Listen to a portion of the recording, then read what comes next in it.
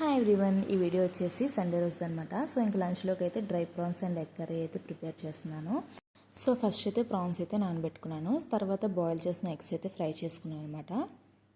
So next అయితే onions వేసి కొంచెంసేపు అయితే ఫ్రై అవ్వాలి. ఆనియన్స్ కొంచెం లైట్ గోల్డెన్ కలర్ వచ్చిన తర్వాత సాల్ట్ అండ్ పసుపు అయితే వేసుకొని మనం నానబెట్టుకున్న ప్రాన్స్ అయితే బాగా అయితే వాష్ చేసుకోవాలన్నమాట. ఎక్కువ శాండ్ అయితే ఉంటుంది కదా, సో బాగా వాష్ చేసుకున్న తర్వాత అవి అయితే యాడ్ చేసుకోవాలి.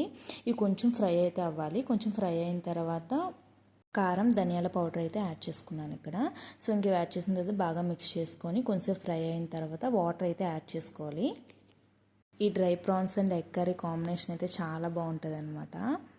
ఇంకా సండే రోజు సింపుల్ నాన్ వెజ్ కర్రీ అయితే ఇదైతే ప్రిఫర్ చేస్తూ ఉంటాను. చాలా టేస్టీగా అయితే ఉంటుంది.